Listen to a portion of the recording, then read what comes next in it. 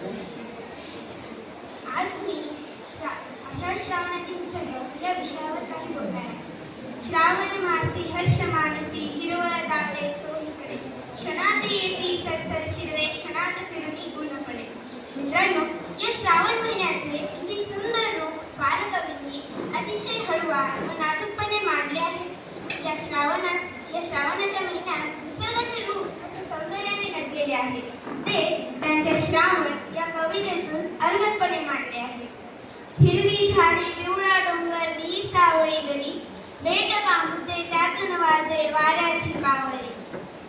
ती झाडी, तो डोंगर, ती दरी आणि बांबूच्या बेटामधून वाजणाऱ्या पावरीचा तो नाद, किती विलक्षण संगीतमय निसर्ग सौंदर्य घेऊन आलेला तो श्रावण. किती किती रूपात हा श्रावण महिना थाटात रुबाबात दाखल होतो. त्याची ही विविध रूपे पाहताना कवी ऐश्वर्य पाटेकर यांनी श्रावणाला म्हटले आहे की, असा रंगाळी श्रावण रंग उधळीत येतो, सृष्टीचा चित्रकार हिरवा देखावा रेखितो, कलावंत हा साजिरा काय त्याची कलावत, जागोजागी चित्रांची त्यांना मांडणी पंगत. म्हणजेच श्रावणाला रंगाळी, चित्रकार, कलावंत, खेळगार असे म्हटले आहे.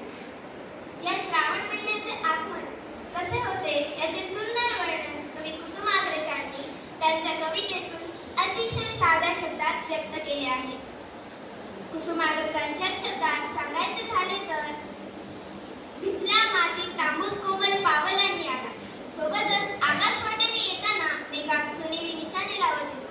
कधी ढगांमागे लपत तर कधी माळावर धावत आला. सोबतच सृष्टीमध्ये सुखाची पेरणी करत आनंदाचा मालक असणारा श्रावण आल्यामुळे सृष्टीची सारी रूपे हर्षोल्लासित होतात. श्रावण मास उगवता सजली सुंदर सृष्टी, क्षणिक पसरे ऊन कोवळे, क्षणात होय वृष्टी. लपंडाव करत ऊन पावसाचा खेळ चालला सारा, सावळा मेघांमधून बरसे सरसर श्रावणधारा, सरसर श्रावणधारा. खरोखरच मित्रांनो, हर्ष, उल्हास व आनंद घेऊन येतो हा श्रावण. माणसाच्या जीवनात उत्साह ओसंडून वाहतो. या श्रावणाच्या महिन्यात सामाजिक जीवनात नागपंचमी, रक्षाबंधन, नारळी पौर्णिमा, कृष्ण जन्माष्टमी असे कितीतरी सण आनंदाची भर पाडतात. म्हणून मला बालकवींची एक कविता आठवते. आनंदी आनंदाकडे, जिकडे तिकडे चोहीकडे, वरती खाली मोद भरे, वायू संगे मोद भरे. धन्यवाद.